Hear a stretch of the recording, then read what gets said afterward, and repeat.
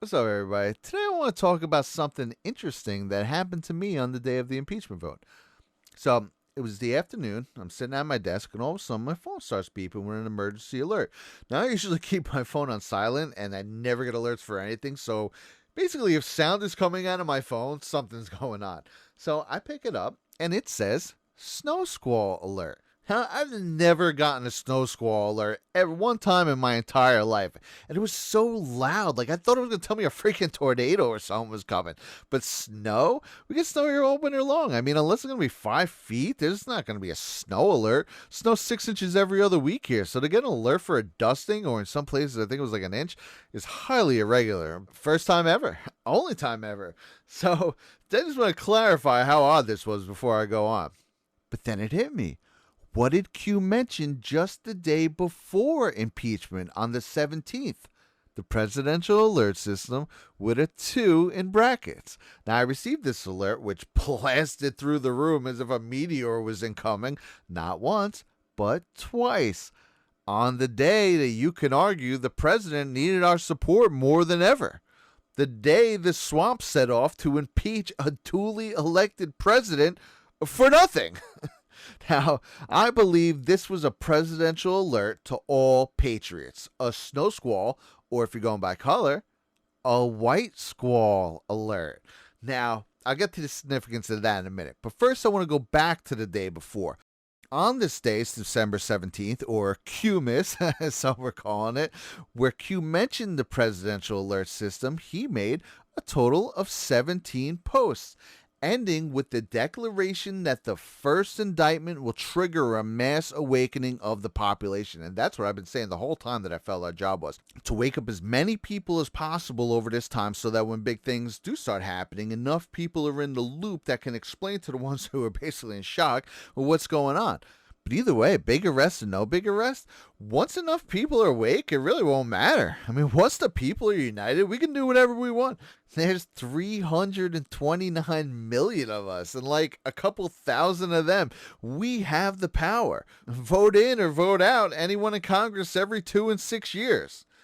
Now, back in 2011, at the Rensselaer Polytechnic Institute, cognitive scientists had run a study on the social networks, and what they found was that 10% of the population is what was needed to cause a critical mass for spreading information. Basically saying that once an idea is accepted by about 10% of the people, that's typically when it'll explode to a mass audience. Mass acceptance. Critical mass being a term for the minimum amount needed to cause a fission chain reaction. How many Q followers are there? And then I have one more question for you. So when we poll on it nationwide, we don't get huge numbers. So we get about 10% of the population thinks that QAnon is a good thing. And as far as conspiracy That's a theories significant goes, amount of the population. Is this all conservatives, or are there liberals involved, or how does it break down? it's both, and a lot of people assume that it's a far right-wing conspiracy theory when in fact there isn't anything particularly Republican or conservative about the people that Right. follow it. I see, you heard it right there. 10% of the population, and that's just in the United States. Worldwide, it's a whole nother thing. I get comments all the time from people all around the globe. But just looking at right here in the United States, you got 32 million people who think QAnon is a good thing, all right? So it's about to pop off one way or the other. And on top of that, you have the entire nation that just watched the president get impeached for something he never even did. Tied to something the Swamp's lead candidate actually did do and laughed about it at a Council on Foreign Relations meeting. I mean, this is the ultimate red pill at the perfect time, right as we're reaching critical mass in the Great Awakening. And if there was ever a more cut and dry way to show your friends how corrupt Washington is, the Council on Foreign Relations is the world government sub-control group. It has provided every presidential candidate in recent history. It really is our president, not these figureheads. 2016 was supposed to be Hillary versus Jeb, but during the primaries, Trump eviscerated Jeb Bush, even called his family out on 9/11, the whole nine. And I believe that is when the panic truly began. And by the time they knew what hit them, Donald Trump was president, and they were scrambling to renew their FISA warrants and keep surveilling him for anything they could use against him. We now know from the IG report that they purposely deceived the FISA court to obtain these warrants.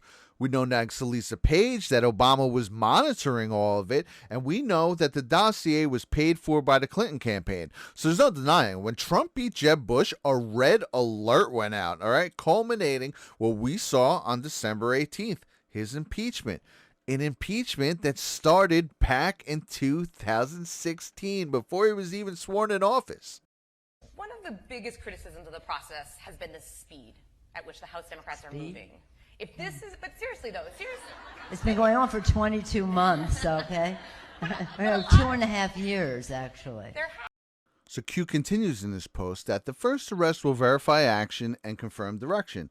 They will fight, but you are ready. And we are ready. And I believe this alert was the signal to use this impeachment as a way to red pill the entire damn country. All right. You want to impeach our 63 million votes? Game on, buddy. Joe's clip right off the bat gives you a lead in to talk about the CFR, which is probably one of the best rabbit holes of all time to start someone's red pilling with. Secondly, being that this debacle is all about Ukraine is the perfect lead-in to talk about how George Soros' own leaked emails show that he funded violent protests there in 2014 as a way to overthrow their government and oust their president. You know, the exact thing he tried to do here to Trump.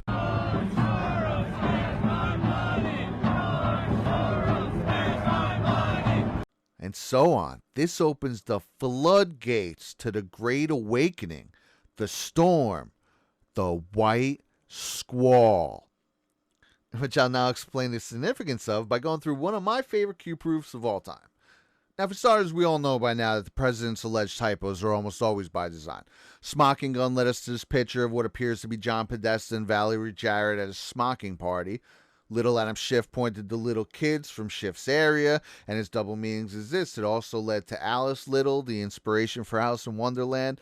Covfefe turned out to be the communications over various feeds electronically for Engagement Act, and so on. So back in December of last year, when the president misspelled the phrase scot-free with 2 T's instead of 1, of course the news did what they always did and had a jolly old laugh about it.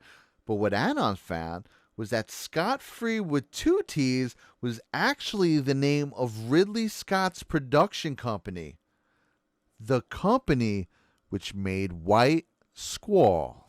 The ship beneath you is not a toy, and sailing's not a game. So why the hell do it?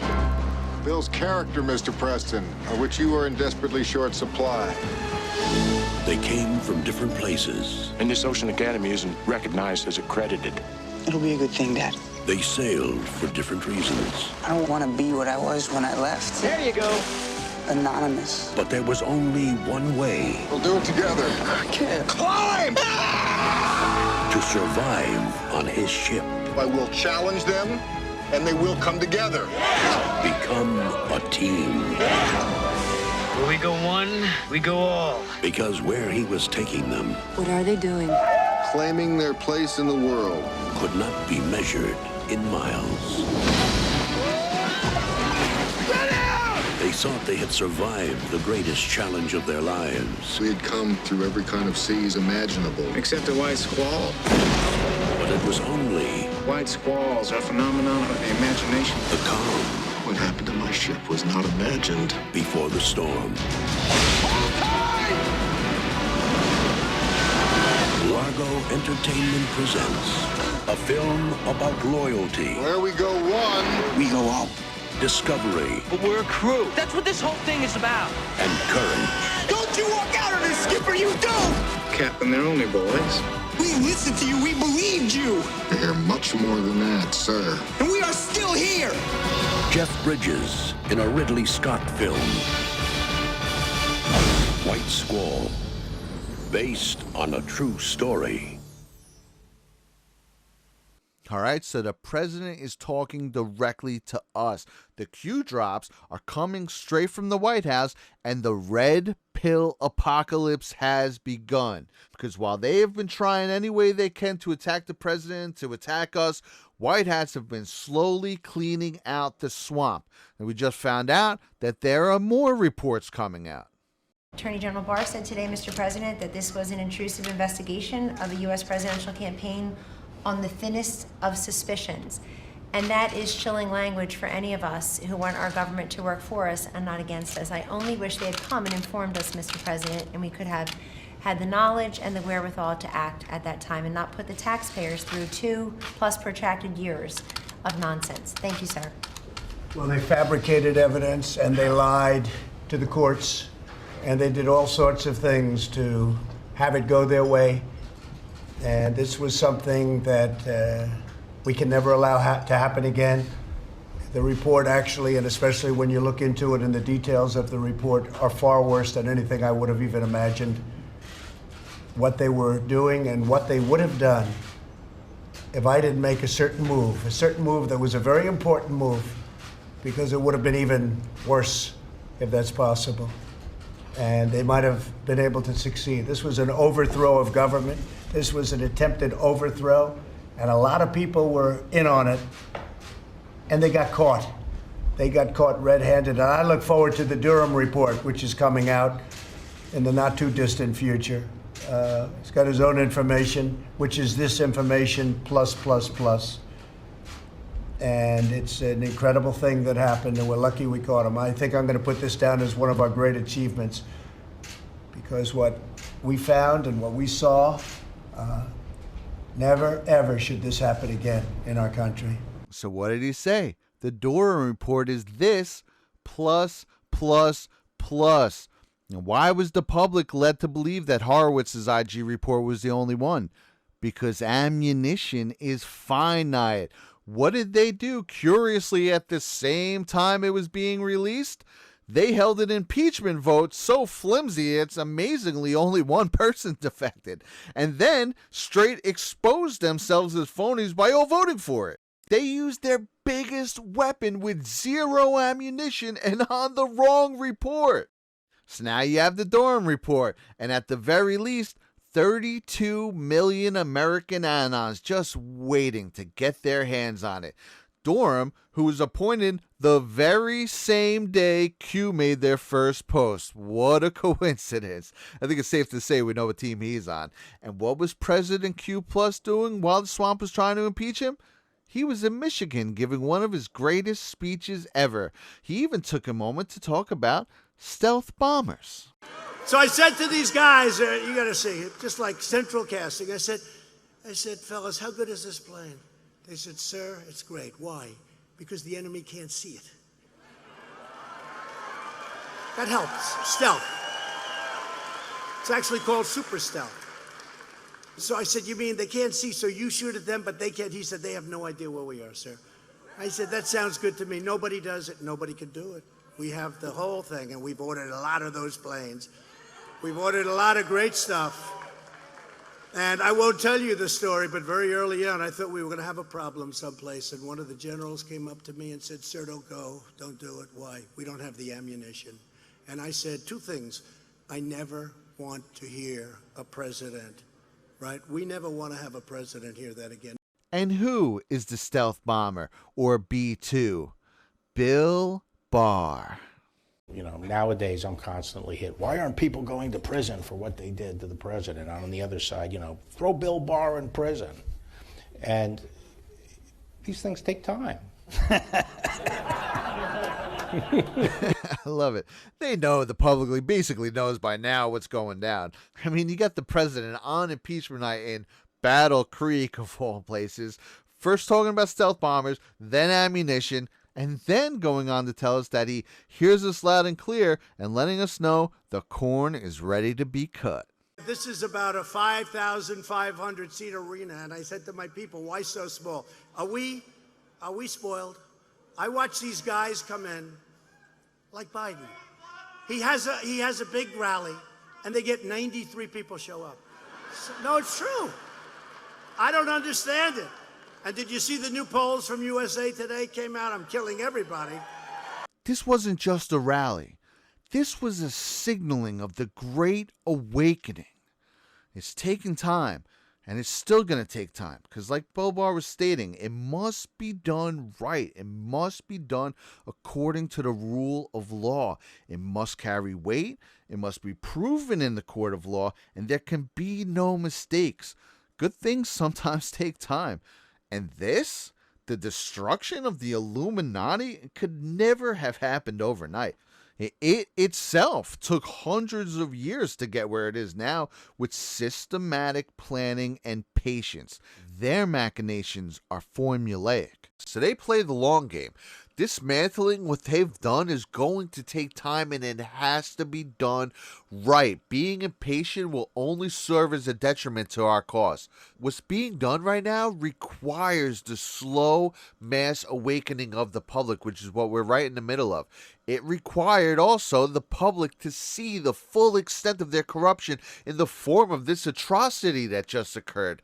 It required things like the IG report of 2018 to show them how the media is linked to the FBI and that the Clinton Foundation is tied to crime against children.